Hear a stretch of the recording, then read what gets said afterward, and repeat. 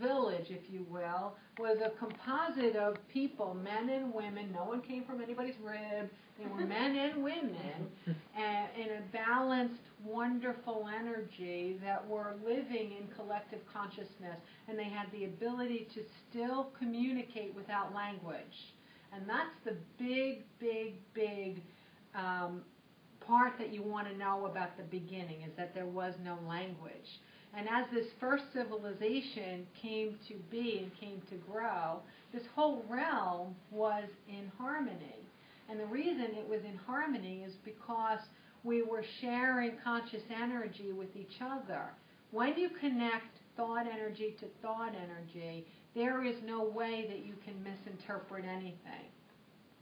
Not only were we sharing consciousness with each other, but we were sharing consciousness with this planet, with the plants, with the animals. And what arises from sharing collective consciousness is this term that guides made up with me called collective agreement.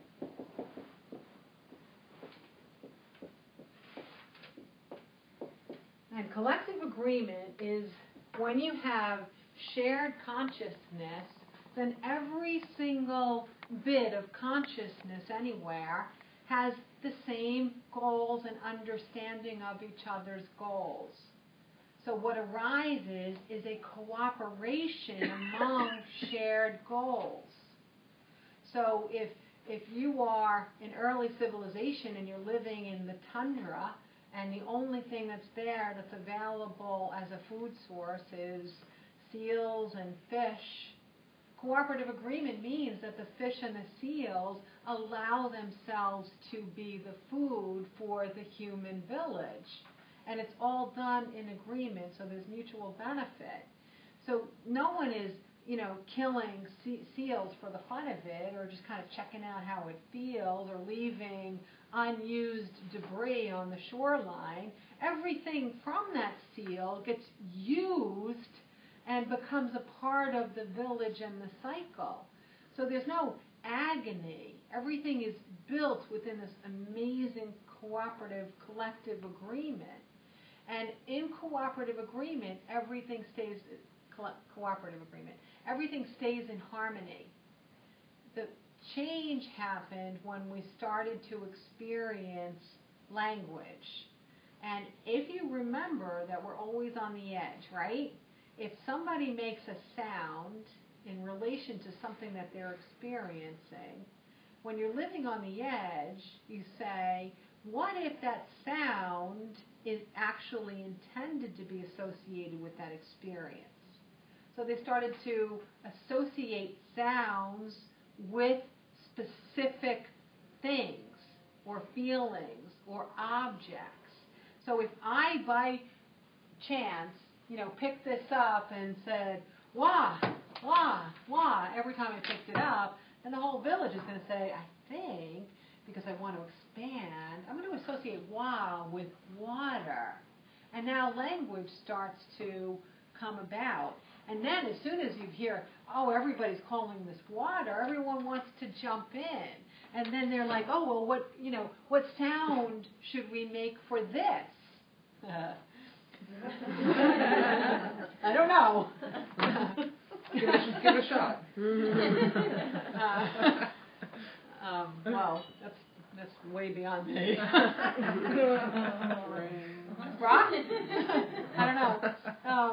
So that's how language came to be. But then as soon as you have language, then you have opportunities to break out of sharing consciousness. There's a break in communication, because the speaker has to know what they intend to say. The speaker has to choose the language to convey what they want to say. The listener has to interpret the language, hear the language, and then they have to interpret the language. So there's lots and lots of opportunities for separation of shared consciousness. There's no more thought energy working with thought energy. How you can see this in real life, in real play, you ever talk to somebody, and there's words coming out of their mouths, and you're like, I know that's not true, right? Exactly what they're saying. I just totally know that that's not true. It's like a weird feeling, right? They continue to talk, but you know it's not true. So the divide started on the speaker's side, but somehow you picked up on their conscious energy, their thought energy, and you got the real truth.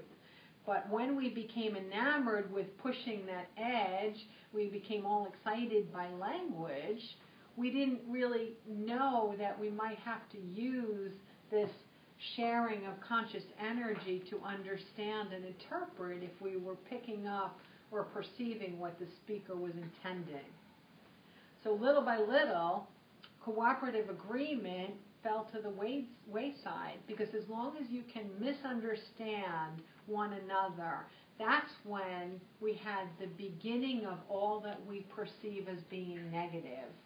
Because when you have language and it divides you and it makes you not share conscious thought with someone else, you see yourself as separate and you see yourself as finite.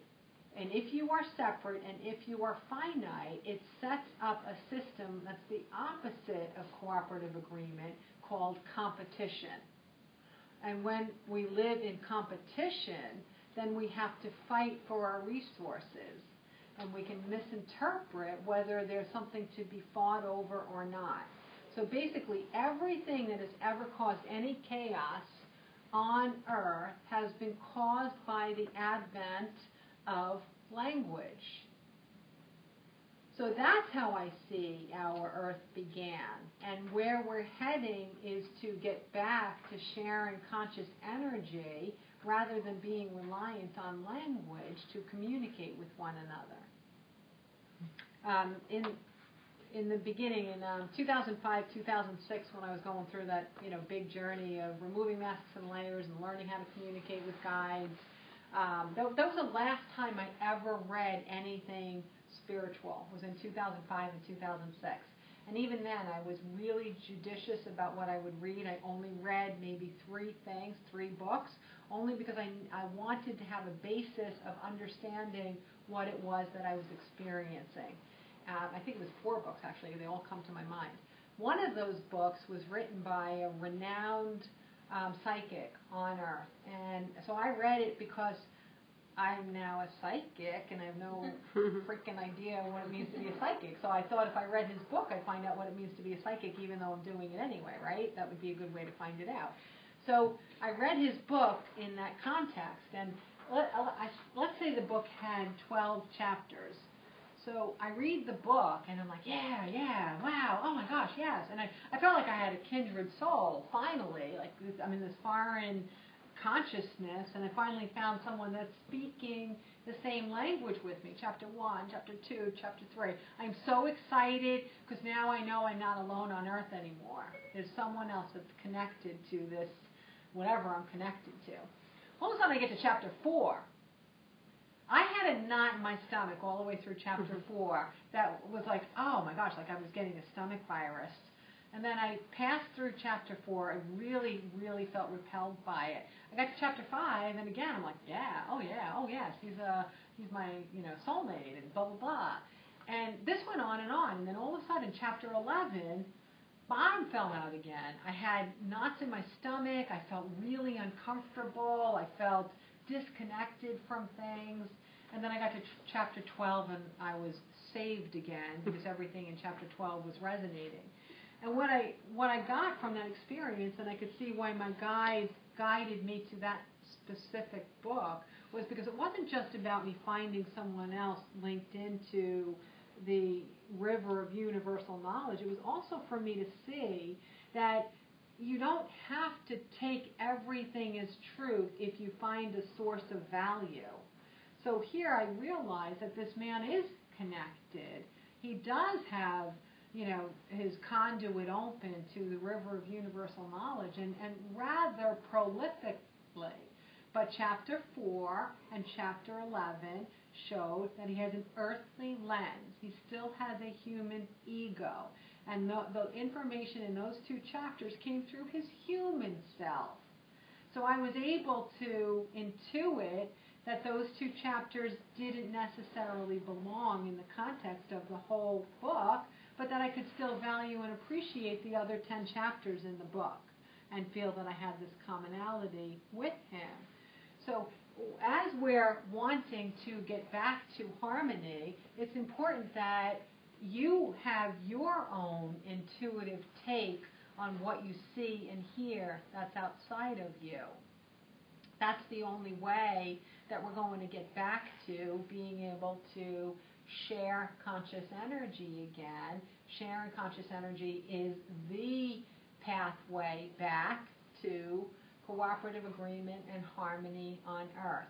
Not relying on language, but allowing ourselves to rely on intuition as the conduit toward our interconnectedness. Now, you guys know I'm a big advocate of learning to be more intuitive. Intuition itself, it's a very, very broad topic. Basically, all it means is that you have access to recalling something that you knew before you were born. That's what it is. And that when I always talk about being a conduit to universal knowledge or universal wisdom, the conduit is built through the vibration of love. If the vibration of love is cut off, the conduit closes. Intuition is love. It's our form to connect with all that is. It's our way to remember everything that we knew as a soul before we were born, and to get back to living to those truths. Does that make sense? Mm-hmm. Mm-hmm. Think about the Bible, though. What you were saying is so interesting, because how they said about how language was developed was the Tower of Babel, and everybody fell off the tower and spread out all over, and it was so it really goes with what you're saying. It was end of communication, simple, not collective. It was now a simple divisive way to give so much information in a story that you can take the story in so easily. Mm-hmm. You know, David and Goliath, Adam and Eve, and so on. All of these stories help you to understand a concept. They weren't necessarily meant to be taken literally. Okay? Well, certainly. And that's how I see humanity going. So, you know, I always talk very optimistically about where we're heading, and we're heading to reconnecting with the sharing of consciousness, and we're heading back toward cooperative agreement. It's a little bit of a slow journey. It would be nice if it were a little bit quicker, but we are in an accelerated period of enlightenment, so I think things are going to happen even faster than we can possibly imagine, which is why we're seeing such exaggerated turmoil outside of us. Huge incidents that don't necessarily involve a ton of people. That's what we're seeing all over the globe. Huge incidents that don't really involve a ton of people. So we're getting opportunities for discovery and for increasing our positive level of awareness with fewer souls being affected, fewer humans letting themselves return home to get the same ripples where in the past we might have had hundreds of thousands or millions of people bringing about the possibility of that discovery. So we are heading there. And you have talked about autism here. Autism is a great way for us to comprehend how we're getting there, because the purpose of having the incidence of autism be through the roof over the last decade and a half is to help us to remember that being reliant on communicating through language will not bring humanity to a harmonious state. Once we are learning to be intuitive as a whole, once we are learning to live as close as we can to the vibration of love again, once we're learning these things again, or remembering them again, even something like autism will slowly dissolve, because its opportunity for discovery will not be needed on Earth any longer. But it is there as a possibility for us to recall something. You know, again, I told you, I'm amazed when I look at how fast guides allowed me to remember things that could have taken decades if I was just plugging along my life. Some of these visits that they took me in, some of these really interesting experiences with people that came in as clients. I would have one or two things happen where in that one or two times I would learn or discover so much. And in the beginning, here's something that happened. It was 2007. It was the first time I was officially doing sessions. Still didn't know what a psychic was, but I was doing psychic sessions. And I had a fellow show up, and he was from Brazil, and he was a doctor. And when I don't have an affinity for foreign languages, so his English was just not there at all. I could barely understand a word that he said. I could barely understand. And I'm sitting there. I'm so new at this. I feel really, really nervous. I'm thinking, you know what, just get through it and give him his money back at the end of the session and just be done with it, right? Because you're not going to understand a thing he's saying. So I was very nervous. And I also was already at the place in my journey where I could kind of intuit how much somebody was living as a soul versus living as a human, right?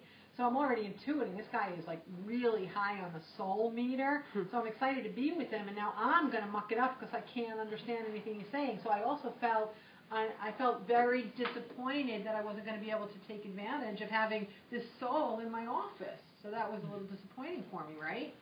So we go through the session. You know, he's got all his relatives that returned home just like everybody else does, and they're coming in.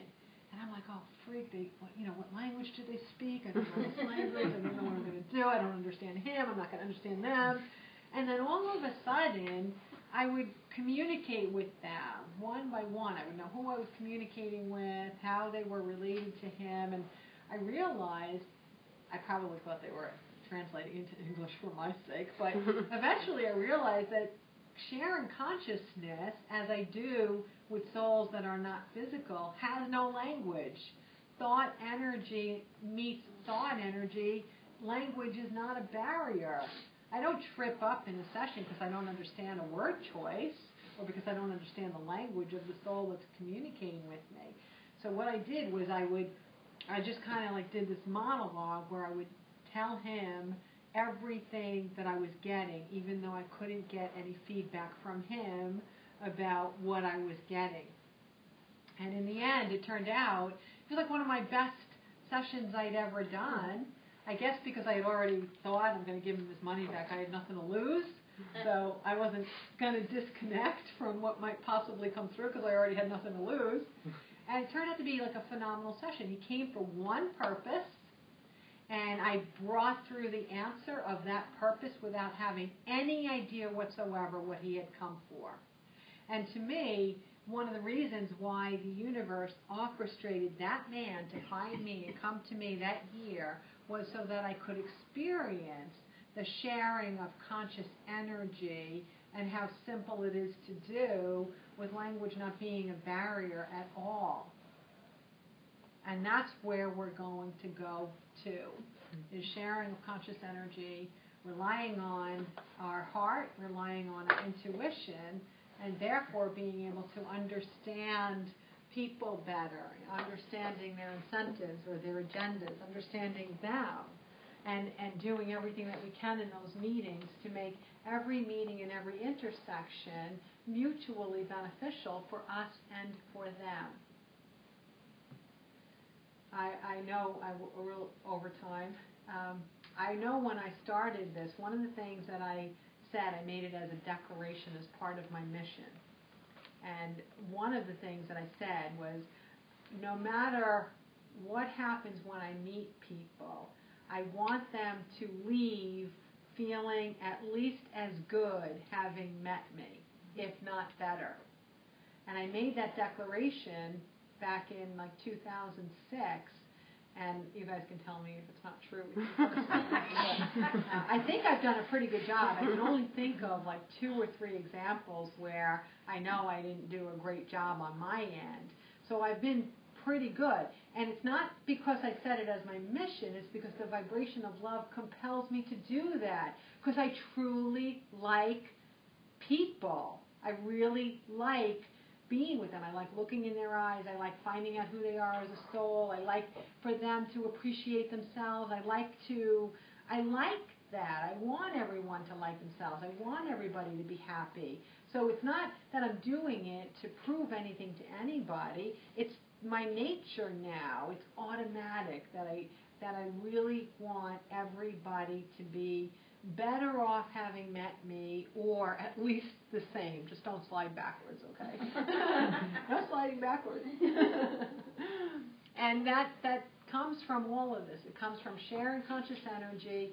So how is it that I can leave a lot of people feeling better having met me than before they met me? The reason is because I use intuition to understand what they bring to the table. Intuition tells me that they want to matter. I don't have to violate anyone's privacy by getting any specifics about what their journey is. It doesn't take a lot of use of intuition to know that everybody wants to be valued and respected and appreciated. But intuition might give me specifics about what it is that someone wants to be appreciated for in that moment. Just because there's things that make me happy if you compliment me about it, doesn't mean that that's going to be the thing that makes everybody else sing. But if you listen with your intuition instead of listening with your ears, you'll always know what can help someone feel better about themselves when you pay attention. And it'll always come from a place of truth within you because it's coming from intuition. So you don't have to fake a compliment. You don't have to fake a gesture. You don't have to fake an interaction. Everything is authentic. Everything you guys experience with me is authentic. And that is because I have chosen to live closer to the vibration of love and use intuition as my lens of reality rather than my analytical reasoning. So I totally get about the intuition. So now you have like people that are not in these classes. How do I explain intuition to them to where we get it in this class? You know what I'm saying? Well, I'm explaining like what I'm discovering. How do I explain the intuition part? Not as woo-woo. I have kind of like three I have three pat answers I use, and whichever one I pull out is I'm going to intuit my audience. So have fun with that. So I intuit my audience, but there's three answers I would give. Number one is intuition is like getting information not through earthly means, like it doesn't come through your senses. Number two, intuition is the way we discover what we knew when we were born that we might have forgotten, okay? And a different kind of audience, even if it's just a one-on-one conversation, I might say something a little bit simpler, like, sort of like your gut feelings, or maybe if someone that you love has, passed away, you sense they're present. So I'll put it into maybe a little bit more of a specific way that they could identify with without it being off the rails for them. Okay? Those are the three ways that I typically would answer. I went over time, and I could keep going.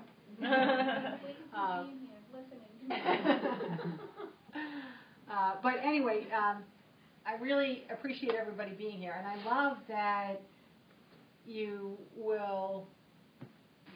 I love that you keep coming back. I mean, I know there's always new people here, but there's other things you could be doing on the second Wednesday of each month. No, nothing better than that. But I love that, every now and then you're going to hear a story that you heard already, and I can once in a while, like tonight, I could look at someone who I know heard a specific story, and I could watch like a new processing of that exact story that you already heard. So I appreciate that you're willing to let me tell the same story sometimes. Maybe I'll say it from a new angle, or you'll sharpen your understanding of it now because you heard it in the past, but you weren't quite ready to fully understand it. But I so much appreciate that you're willing to listen to these stories and that it excites you and that it makes you go out there and want to be one who unifies others, one who puts ripples of goodness into the waters, one who can say, maybe I could have done 10% more having never been exposed to any of this information, but now that I have been, I know I can do 50% more, and maybe I can do 70% more. So I just appreciate it, and I recognize that no matter what size audience we ever have here or in anything that it is that I ever do, that the hands-on that I get with all of you in this setting means that you guys are being empowered to be really powerful in the world that you live in. You don't have to know how, you don't have to define it, you don't have to be afraid. Just know that you're taking it in and you're changing without noticing, you're making other people's lives better without knowing it, and then maybe one day you're going to want to sit down and make it in a more organized path. And that's fine too, but that will never minimize the value of all of the shifts in the way you operate in this world to begin with. Yeah. Is there any way that we can help you? Because we want to get you out there. Getting on Oprah. Yeah, I know. Anybody know Oprah? She doesn't have a show anymore. No. All right. Get me a conversation with Oprah. She does. Okay. Super Soul Sunday. Get me a Super Soul Sunday. 50 grand. All right.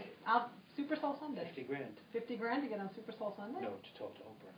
Oh, really? Yeah.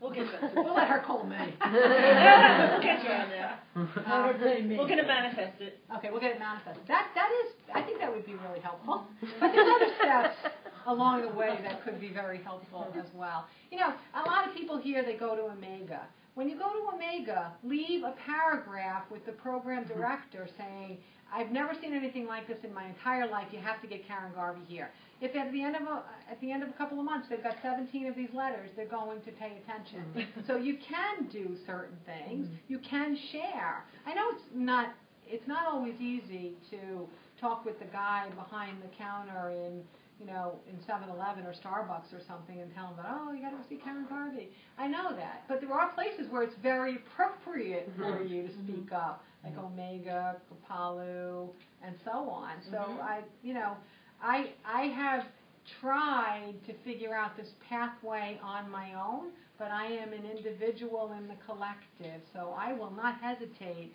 to take the wisdom of every person that it is that I come across and help me to be able to be a conduit for reaching more people, because I don't know how to do it alone. If I knew how to do it alone, I would have already done it, right? Right. I can say that I feel comfortable that my conduit is clear enough that I can bring information of value in any setting, in any audience. So I would love to be able to have the opportunity to do that in a really big way. Okay? Okay. Great. Yeah.